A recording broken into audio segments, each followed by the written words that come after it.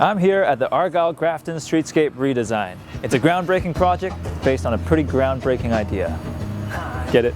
Because it's a groundbreaking idea and it's literally breaking the ground. I hope some people get that kind of humor.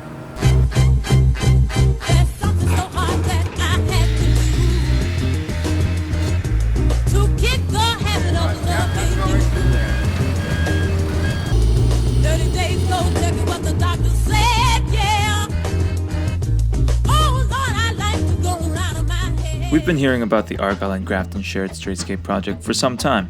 You might have seen renderings for the redesign, which included this really sassy lady, or perhaps you visited the area during the pilot project.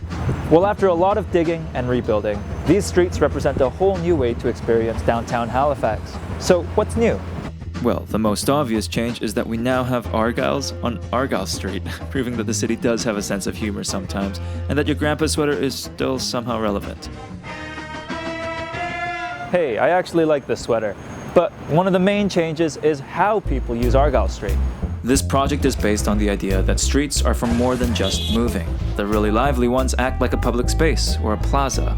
And in case you haven't noticed, Argyle and Grafton Street are bumping. To accommodate all that activity, the plan is to make these streets a shared space for pedestrians and cars and bikes and skateboards, longboards and hoverboards. No, actual hoverboards.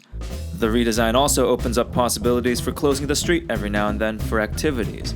I mean, look at all this floor space. You could do aerobics in here, so many activities. Well, if that sounds pretty complex, don't worry. The main change is actually quite simple.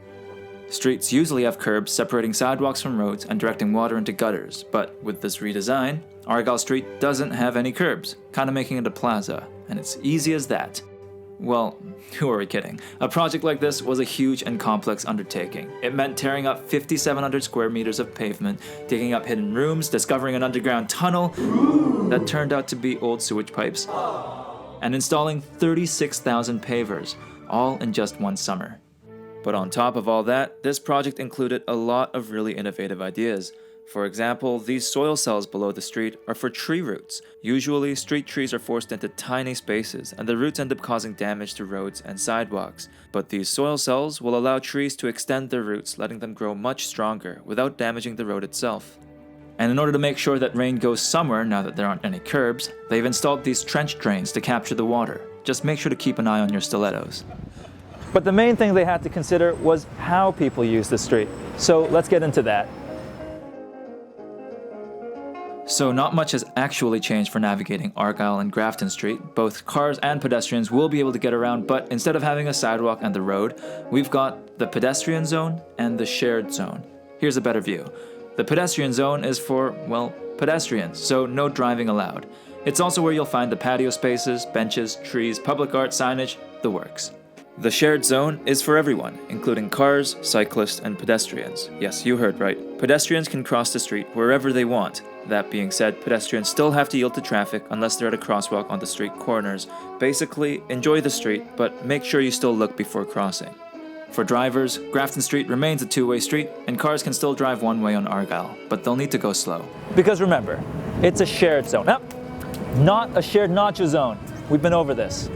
The idea behind the shared zone is to make it easier for people to ping-pong between all the different things to do in this area. The theaters, stores, bars, restaurants, conventions, and literally ping-pong. Now you might be wondering, how do you tell the difference between the two zones? Well, with this. Down here.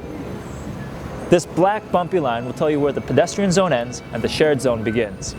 It allows anyone to both see and feel where the different zones are. This is especially important for visually impaired users of the street.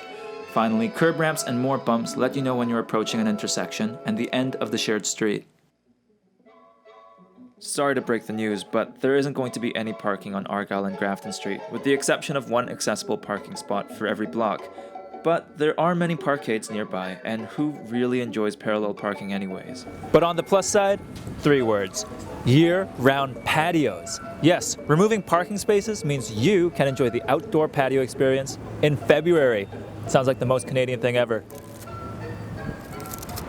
And even without parking spaces, pickups and drop-offs are still allowed for vehicles, so you can catch a ride from a friend, grab a cab home, drop your family off for a night at the theater, and delivery trucks can still deliver stuff. Yeah. Now, there's a lot more going on here that we couldn't cover in one video, so I hope you come down and see some of the changes for yourself. But I'd also like to end on this note. There are bound to be some people that think this is just too much time and money going into a couple of roads.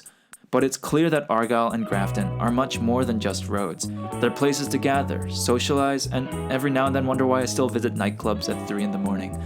It holds the heartbeat of downtown Halifax's social life, and hopefully a project like this makes that heartbeat a bit stronger. God, that was cheesy.